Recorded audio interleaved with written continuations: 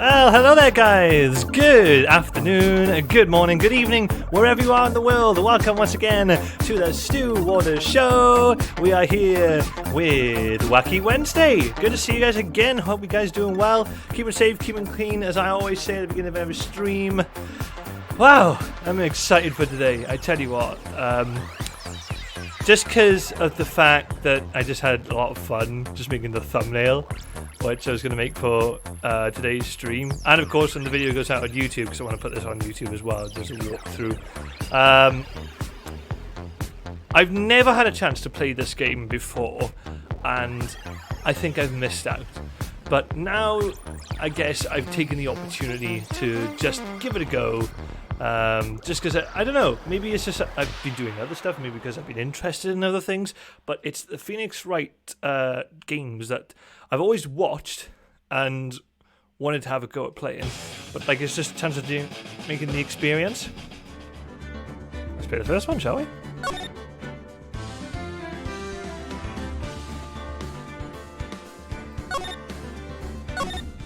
The first turnabout.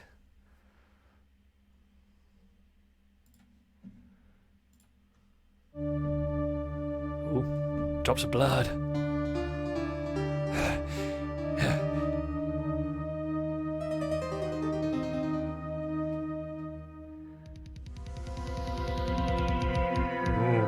Damn it!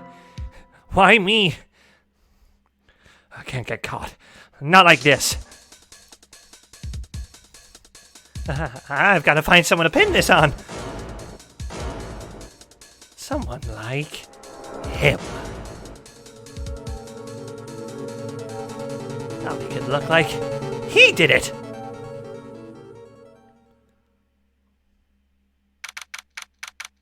August 3rd, 9:47 a.m. District Court, defendant lobby number 2. Boy, am I nervous. Right.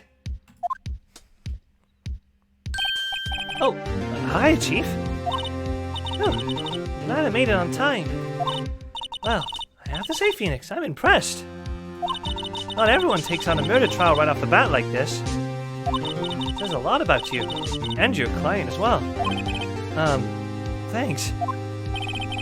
Actually, it's because I owe him a favor. A favor? You mean, you knew the defendant before this case? Yes. Actually, I kind of owe my current job to him. He's one of the reasons I became an attorney. Well, that's news to me. I want to help him out any way I can. I just really want to help him. I owe him that much. It's over! My life, everything, it's all over! Is that your client screaming over there? Yeah, it's him. Death! Despair! Ah! I'm gonna do it! I'm gonna die! It sounds like he wants to die. Yeah. Nick! Hey! Hey there, Larry. Dude, I'm so guilty! Tell him I'm guilty! Give me the death sentence! I ain't afraid to die! What? What's wrong, Larry? Oh, it's all over. I'm finished! Finished! I can't live in a world without her! I can't! Who took her away from me, Nick? Who did this? Oh, Nick, you gotta tell me! Who took my baby away? The person responsible for your girlfriend's death? The newspapers say it was you.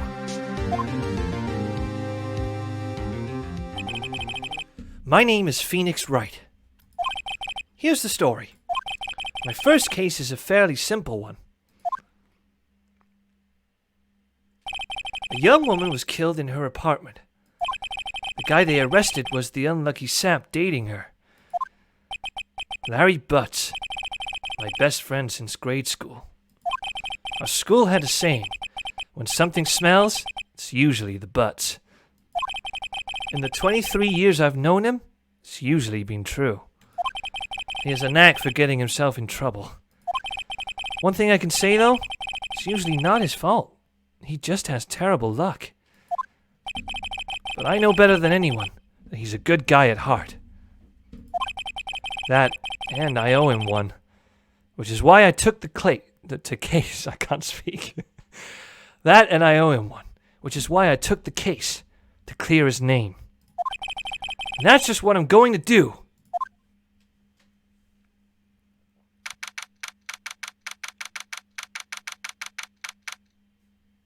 August 3rd, 10 a.m., District Court, Courtroom number 2.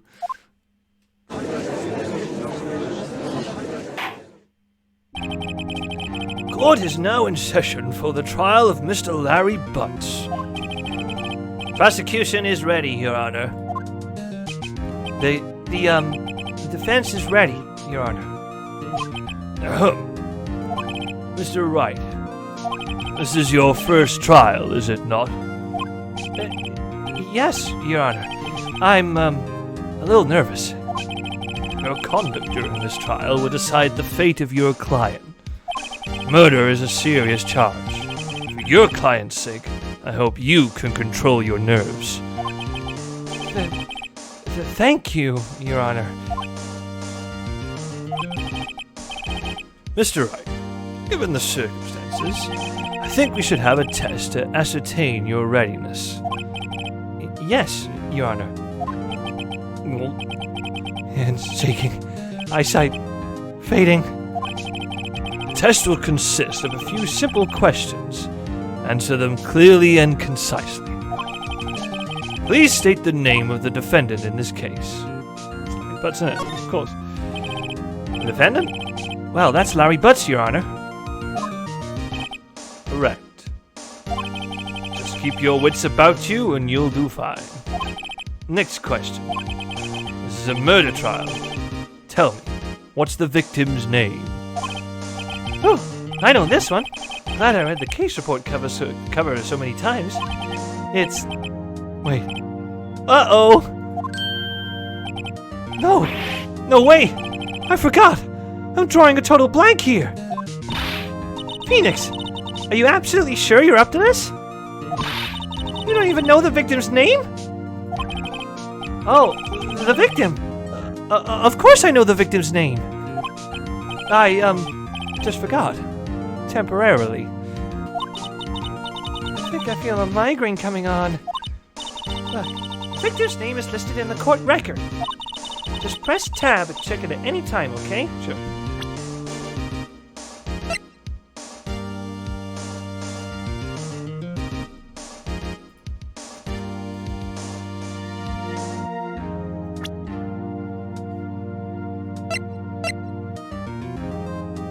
Cindy Stone. Okay, that's our... Cool. Remember to check it out. Do it for me, please. I'm begging you. Mr. Wright, who is the victim in this case? Cindy Stone. The victim's name is Cindy Stone. Correct. Now, tell me, what was the cause of death? Oh, okay.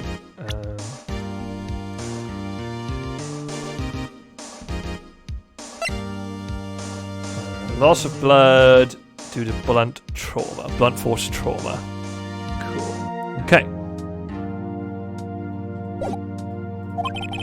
She died because she was with a blunt object. She was struck once by a blunt object. Correct. You've answered all my questions. I see no reason why we shouldn't proceed. You seem much more relaxed, Mr. Wright. Good for you. Thank you, Your Honor. Because I don't feel relaxed, that's for sure. Hold on. First, a question for the prosecution. Mr. Payne? Yes, Your Honor. As Mr. Wright just told us, the victim was struck with a blunt object. Would you explain to the court just what that object was? The murder weapon was this statue of the Thinker. It was found lying on the floor next to the victim. see. The court accepts it into evidence. Okay, we got statue as evidence. It's rather heavy. Noted. Right. Be sure to pay attention to any evidence added during the trial. That evidence is the only ammunition you have in court.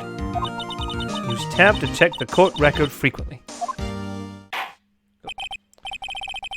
Mr. Payne, the prosecution may call its first witness. Prosecution calls the defendant, Mr. Butts, to the stand. I'm going to make some notes on my paper here to make sure I keep track of stuff. Chief, what do I do now? Pay attention. You don't want to miss any information that might help your client's case. You'll get your chance to respond to the prosecution later, so be ready.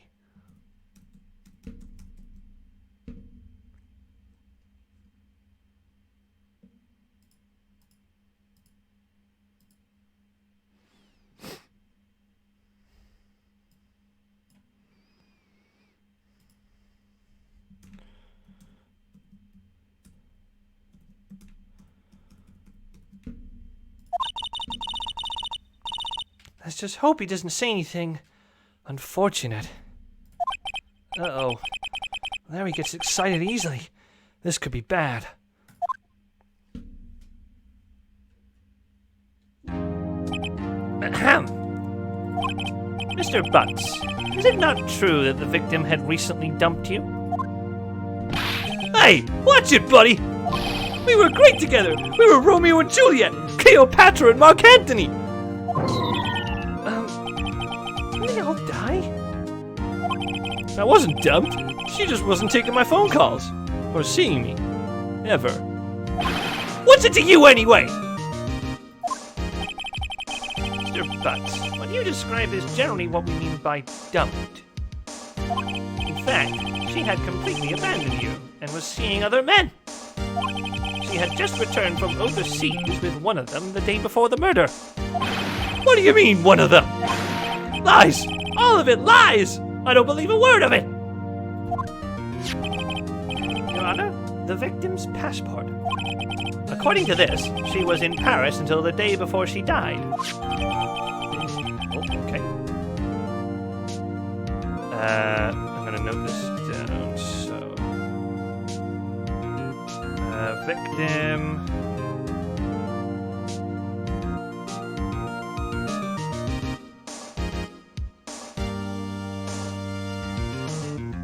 arrived home. July, is that 7th? Yeah, July 30th. From Paris.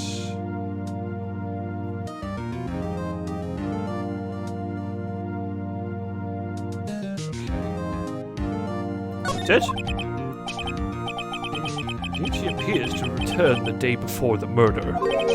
Dude, no way! Victim was a model, but did not have a large income. It appears that she had several sugar daddies. Daddies? Sugar? Yes, older men who gave her money and gifts. She took their money and used it to support her lifestyle. Dude!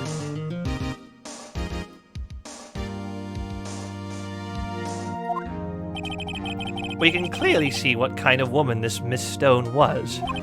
Tell me, Mr. Butts, what do you think of her now? Right. I don't think you want him to answer that question. Yeah. Harry has a way of running his mouth in all the wrong directions. Should I... I'm gonna stop him from answering. My client had no idea the victim was seeing other men. That question is irrelevant to this case. Oh! Dude, Nick! What do you mean, irrelevant? A cheating sea-dog? I'm gonna die! I'm just gonna drop dead! Yeah, and when I meet her in the afterlife, I'm gonna get to the bottom of this! Let's continue with the trial, shall we?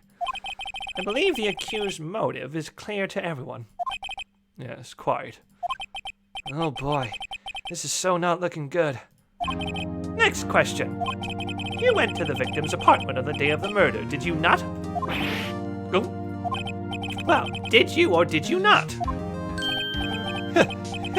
Well, maybe I did and maybe I didn't. Uh-oh. He went. What do I do?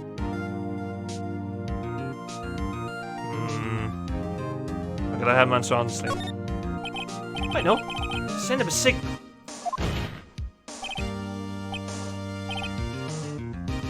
Tell the truth.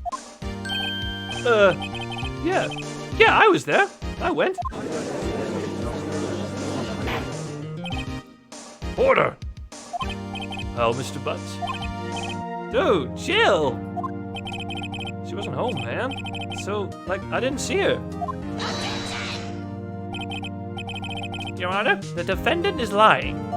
Lying? The prosecution would like to call a witness who can prove Mr. Butts is lying. Well, that simplifies matters. Who is your witness? The man who found the victim's body. Just before making the gruesome discovery, he saw the defendant fleeing the scene of the crime.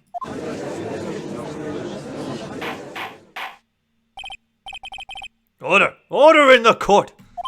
Mr. Payne, the prosecution may call its witness. Yes, Your Honor. This is bad. On the day of the murder, my witness was selling newspapers at the victim's building. Please bring Mr. Frank Sawit to the stand.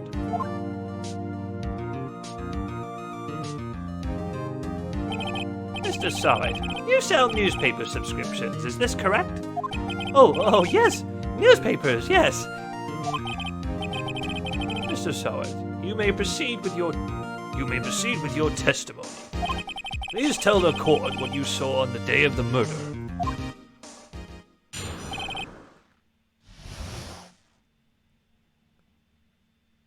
Oh, I gotta click it. I was going door to door selling subscriptions when I saw a man fleeing an apartment. I thought he must be in a hurry because he left the door half open behind him. Thinking it strange, I looked inside the apartment. Then I saw her lying there, a woman, not moving, dead. I quailed in fright and found myself unable to go inside. I thought to call the police immediately. However, the phone in her apartment wasn't working. I went to a nearby park and found a public phone. I remember the time exactly. It was 1 p.m. The man who ran was, without a doubt, the defendant sitting right over there.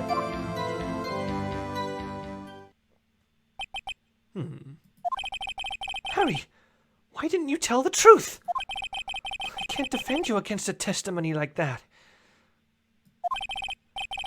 Incidentally, why wasn't the phone in the victim's apartment working? Your Honor, at the time of the murder, there was a blackout in the building. Aren't phones supposed to work during a blackout? Yes, Your Honor. However, some cordless phones do not function normally. The phone that Mr. Sawit used was one of those. Your Honor, I have a record of the blackout for your perusal. I'm going to note that down. So, no electricity at 12 to 6 p.m. Okay.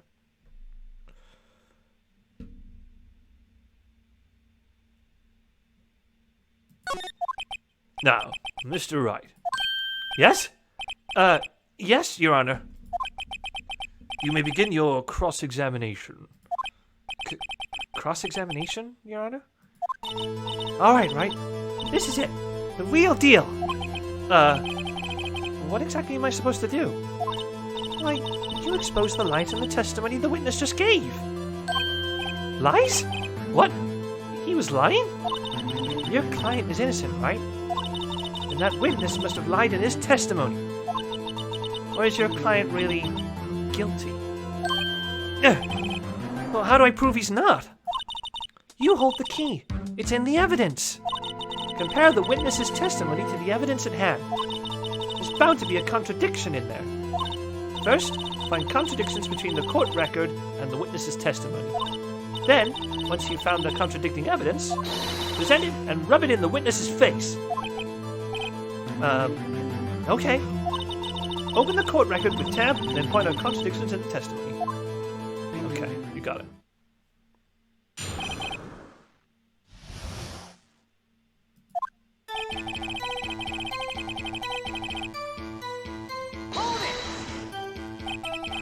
Isn't a man leaving an apartment a common sight? I find it odd you would take notice of him. I don't know. He just seemed strange to me, that's all. Like he was mad, and yet frightened at the same time. Just like a criminal fleeing the scene of a crime. The defense requests that the witness refrain from conjecture. Of course, what the witness means is that the man he saw looked suspicious.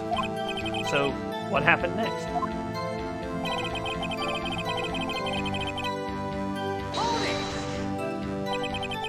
Half open, you say? Yes, the door was open halfway, yes. I watched for a moment, but no one came to close the door. That's odd, in a big city like this, I thought. I see. And what happened next?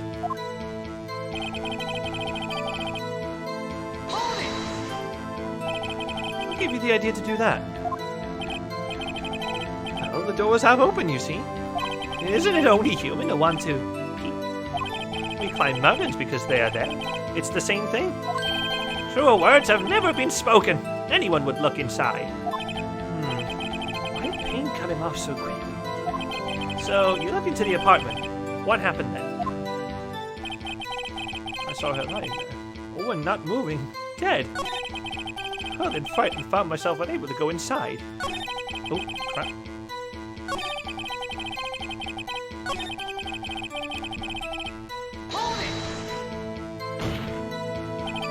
Are you sure she was dead?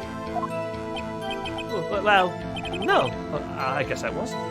But she wasn't moving at all, and there was blood everywhere. I guess that would not fail anyone. Very well. What happened next? I frightened, found myself unable to go inside. So you didn't touch anything in the apartment? Yes. I mean, no. Nothing. Okay. What happened next?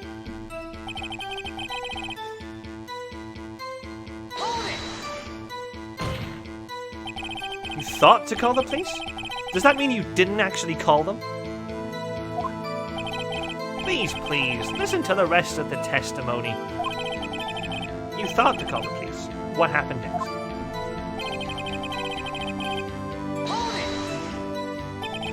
The phone in her apartment wasn't working? Yes, I mean, no, it wasn't, right? But you said you didn't go into the apartment. Or did you? Oh, that? I can explain that. There was a cordless phone on the shelf in the entranceway. I reached inside and tried using that to call. And that phone wasn't working, correct? What happened next?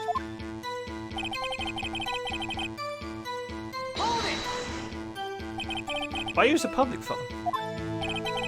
Oh, you see, I don't have a cell phone. And being the middle of the afternoon, there was no answer at the nearby apartments. Ah, right. What time did you call again?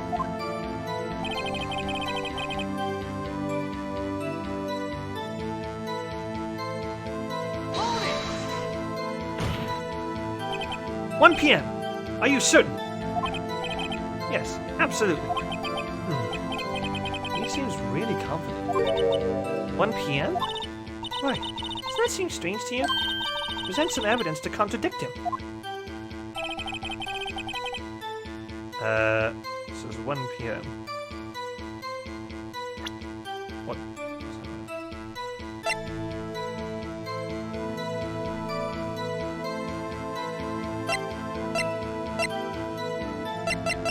Well, the time of death is 4 to 5 p.m., so how would she be dead? Objection! You found the body at 1 p.m. You're sure? Yes, it was 1 p.m., for certain. Frankly, I find that hard to believe. Your statement directly contradicts the autopsy report. The autopsy notes the time of death at sometime after 4 p.m. There was no body defined at 1 p.m.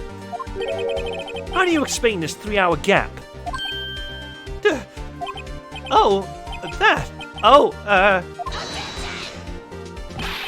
This is trivial. I'm gonna note it down so I remember it for later.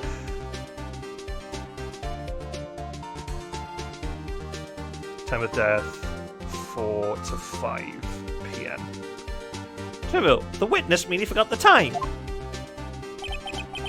After his testimony, I find that hard to believe. Mr. Solid, why were you so certain you found the body at 1 p.m.? Gee, that's a really good question. Great job, Wright. Way to put him on the spot. That's all you have to do. Point out contradictions. Lies always beget more lies. See through one, and their whole story falls apart. What the hell? Their whole story falls apart. Wait! I remember now! Would you care to give your testimony again? Oh, we got another one.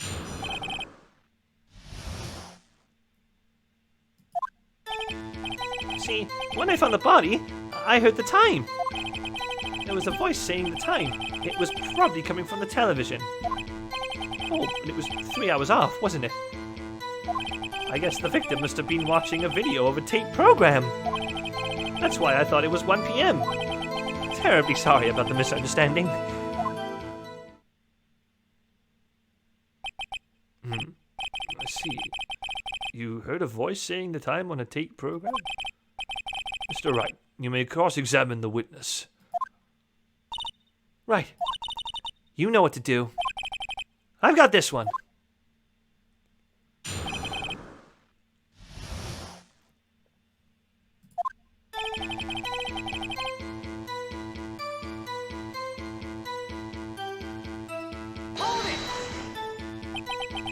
You said heard, not saw? Yes, heard. All I saw was the body lying there. I didn't think to look at anything else, least of all my watch. Isn't that a little strange? So you're saying you heard something. But if you were so shocked by the body, you wouldn't hear anything at all. The witness did say he actually heard the time. It's ludicrous to suggest he wouldn't hear anything. I have to agree with the prosecution. Witness, continue your testimony. By saying the time is probably coming from the television. Whoop, didn't press it.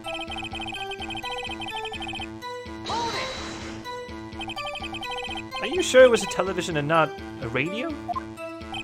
Well, no, I guess it might have been a radio.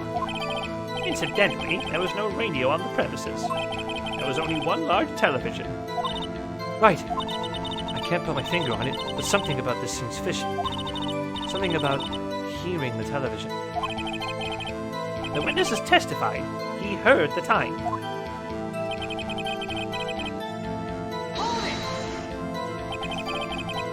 How do you explain the gap?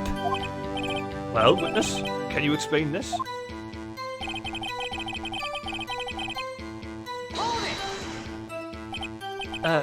Video?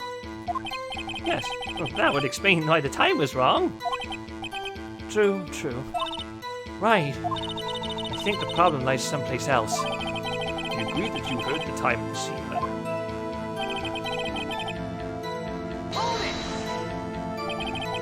Are you sure the voice you heard said it was 1 p.m.? I hear it now. It was quite clear. Mr. Payne, has the prosecution verified this testimony? My apologies, Your Honor. I, too, have only just learned that the witness heard the time. Oh, I'm really sorry. I only remembered it just now.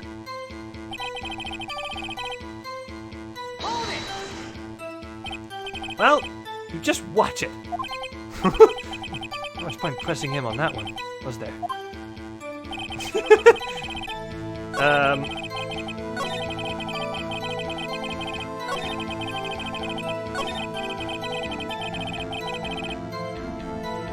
With this one.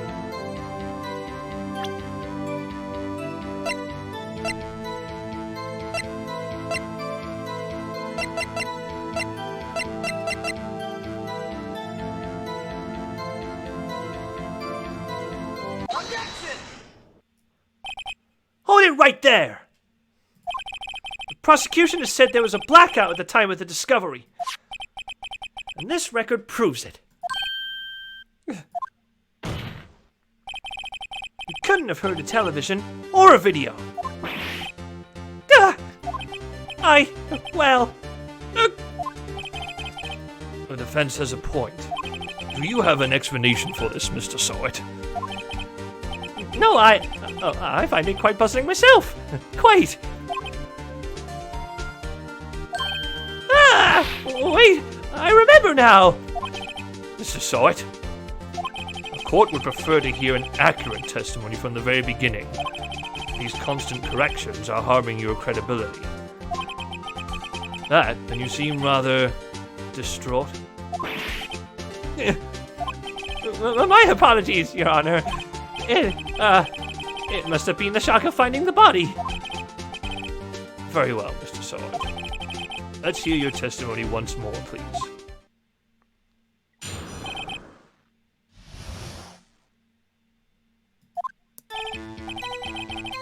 Actually, I didn't hear the time. I saw it. There was a table clock in the apartment, wasn't there? Yeah, the murder weapon. The killer used it to hit the victim. That must have been what I saw. You saw a clock? Well, I guess that would explain it. The defense may cross-examine the witness. Gladly.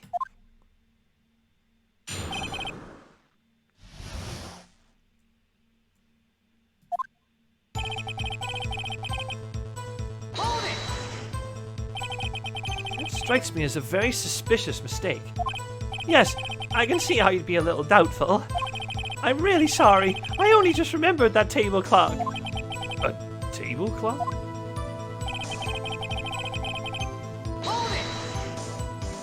A table clock? Was there a clock at the scene? This is the first I've heard of it. Yeah, murder weapon. Killer used it to hit the victim. The murder weapon? Yes, a table clock that was used as a weapon. And that's what I just said. Did you doze off in the middle of your testimony or something? Something's fishy here.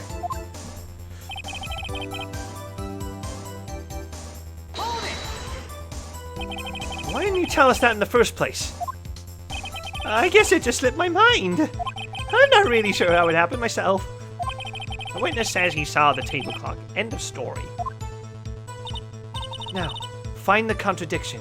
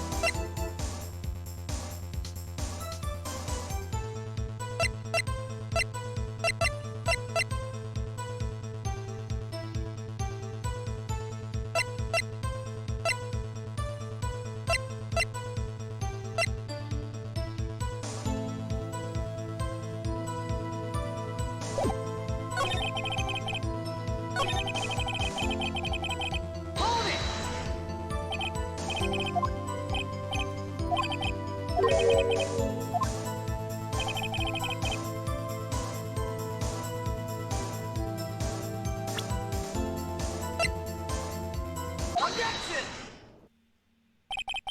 Wait just a moment. The murder weapon wasn't a clock. It was a statue. Now how is this supposed to be a clock? You with your objections and your evidence. Just who do you think you are? Just answer the question, Mr. Sawit. I saw it there, okay? That's a clock! Your Honor, if I may... Yes, Mr. Petty? As the witness stated, this statue is indeed a clock. The neck is a switch. You just tilt it, and it says the time out loud. As it doesn't look like a clock, I submitted it as a statue. My apologies. I see. So the murder weapon was a table clock after all. Well, Mr. Wright, it appears that the witness's testimony was correct. This is a clock. Do you have any problems with this testimony now?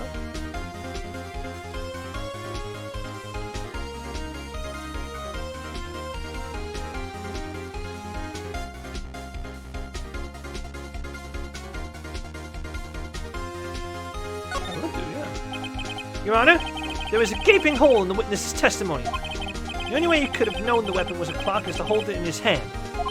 Yet the witness testified that he never entered the apartment. Clearly a contradiction. Indeed. The witness knew it was a clock because he went into it, of course. You're lying! You were inside the apartment on the day of the murder! Oh yeah? Prove it! Prove I went in there! I'll do better than that. I can prove you were the one who killed her. You struck her with the clock, and the shock of the blow triggered the clock's voice. That's the sound you heard!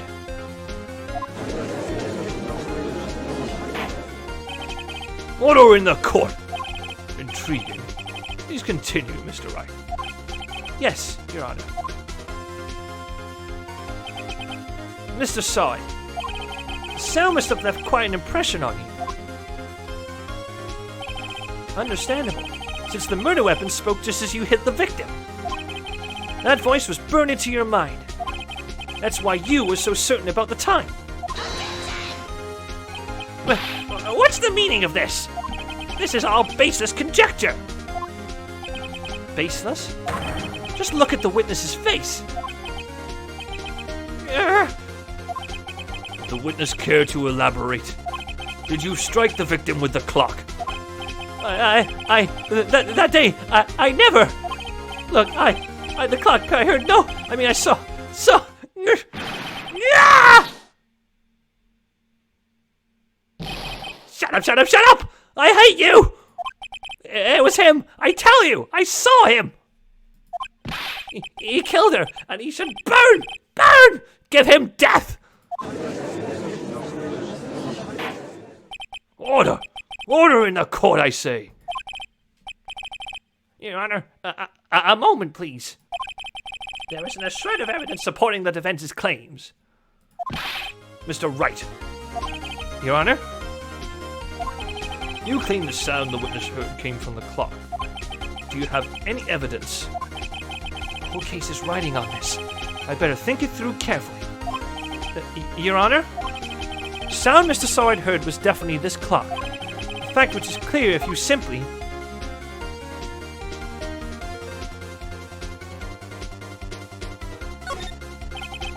Let's sound the clock now, here in this court. Your Honor, may I have the clock? I ask the court to listen very carefully. I think it's 8:25. That certainly is a strange way to announce the time. Well, he is the thinker, after all. So, we've heard the clock. What are your conclusions, Mr. Wright? Mr. Payne, can you tell me what time it is now? It's 11:25.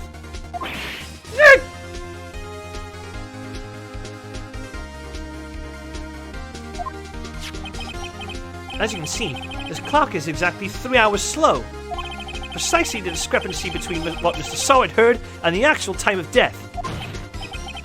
So, Mr. Saward, try to talk your way out of this one.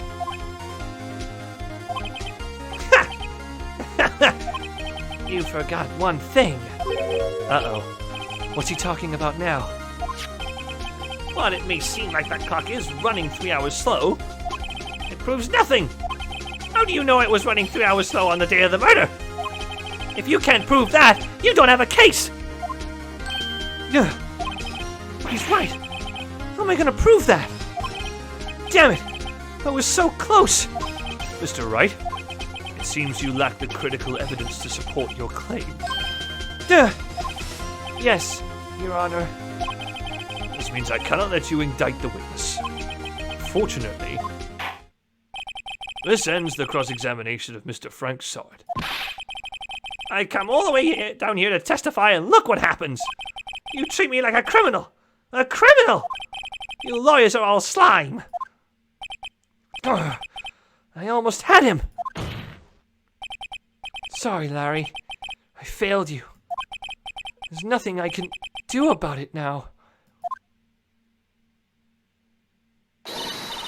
Not so fast, Mr. Sawyer. Mia! I mean, Chief? Listen up, Wright.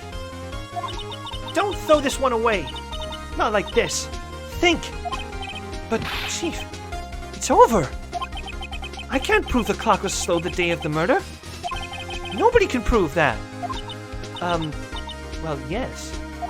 But that doesn't mean you can't still win. Try thinking out of the box. Don't waste time doubting the facts. Assume the clock was 3 hours slow and think through it. Ask yourself, why was the clock 3 hours slow? Figure out the reason and you'll have your proof. Right? Can you think of a reason as to why the clock would be 3 hours slow? There's gotta be a reason. Wait! Maybe I can prove it. You must have evidence somewhere that can prove it, right? Find it and let them have it. Well, Mr. Wright, you say the clock was already running slow on the day of the murder. Have you found evidence to support this claim? Of course. There's a piece of evidence in the court record that can prove my claim beyond a doubt. Ha! Tough words! Let's see you pull this one off! Let's see this evidence that proves why the clock was running slow.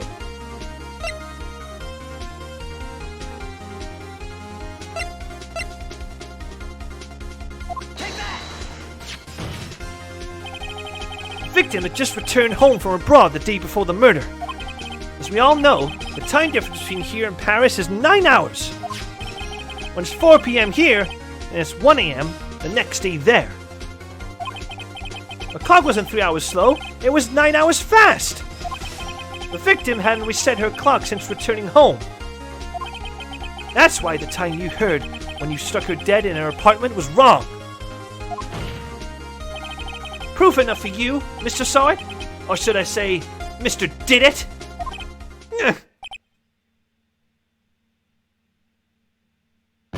Oh, wow, okay. Order! Order, I say! Well, this case has certainly turned out differently than we all expected. Mr. Payne, your witness? He was arrested and has been taken away, Your Honor. Very well. Mr. Wright? Yes, Your Honor? I have to say, I'm impressed. I don't think I've ever seen someone complete a defense so quickly and find the true culprit at the same time. Thank you, Your Honor. At this point, this is only a formality, but this court finds the defendant, Mr. Larry Butts.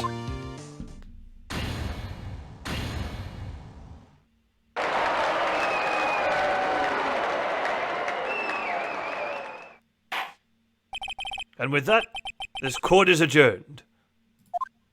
It turns out that Frank Sawyer was a common burglar.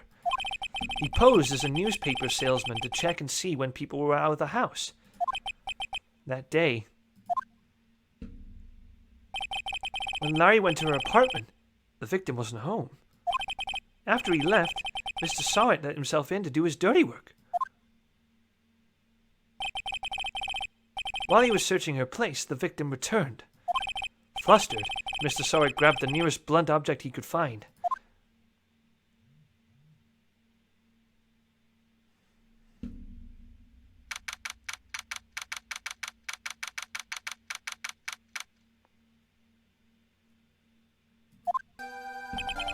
Whew. I still can't believe we won! Right. Good job in there. Congratulations! Thanks, Chief. I owe it all to you. Not at all. Not at all. You fought your own battles in there. It's been a while since I've seen a trial end on such a satisfying note. I've never seen the Chief looking this happy. If she's this glad, imagine how Larry must feel. My life is over! Larry! You're supposed to be happy. What's wrong now? Oh, Nick. Don't worry about me. I'll be dead and gone soon. Good. Wait, no. I mean, bad. Larry, you're innocent. The case is closed. But my Sandy Wendy's gone, man. Gone forever. Larry, she was a... Nah, never mind. Congratulations, Harry. Harry? Yes, you. I can practically see the headline out. Harry Butts. Innocent. Huh. Thanks. I really owe you one. I won't forget this, ever. Let's celebrate. Dinner? Movie? My treat. Oh no, I couldn't. Hey, I was the one who got you off the hook. Oh, hey! Here, take this. It's a present. A present? For me? Wait, wasn't this the evidence that... Actually, I made this clock for her. I made one for her and one for me. Really? You? You made this? Wow, thank you. I'll keep it as a memento. Yo, Nick, can you believe it? I was so into that chick. And she was just playing me for a fool. Don't that make you want to just cry? Larry. Are you so sure? Excuse me? I think she thought quite a lot of you. In her own way. Nah, you don't gotta sympathize with me. It's okay. Oh, I'm not just sympathizing, really. Isn't that right? Don't you have something to show your friend? Something that proves how she felt about him? Huh? Oh, yeah, right. What the heck is she talking about?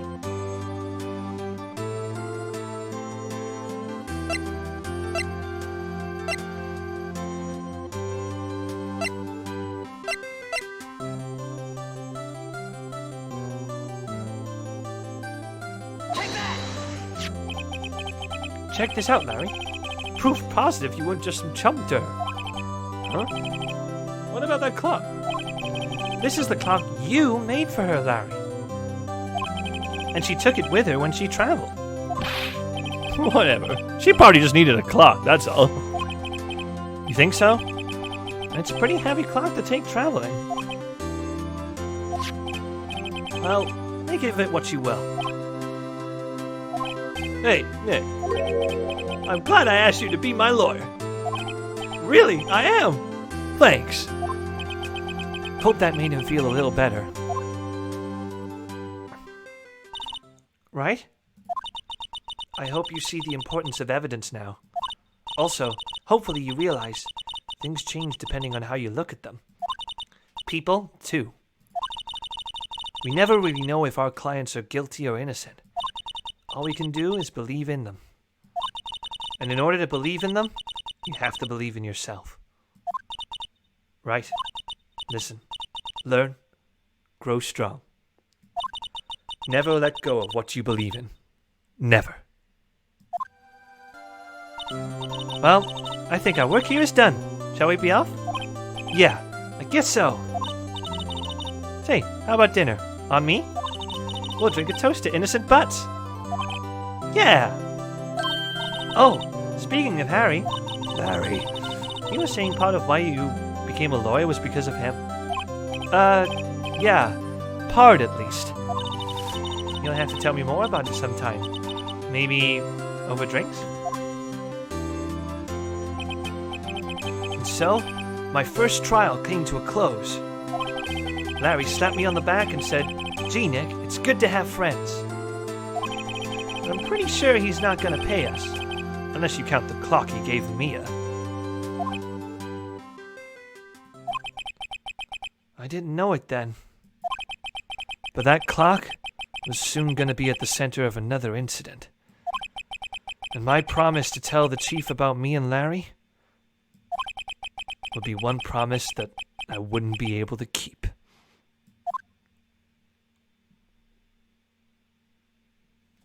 Oh, interesting.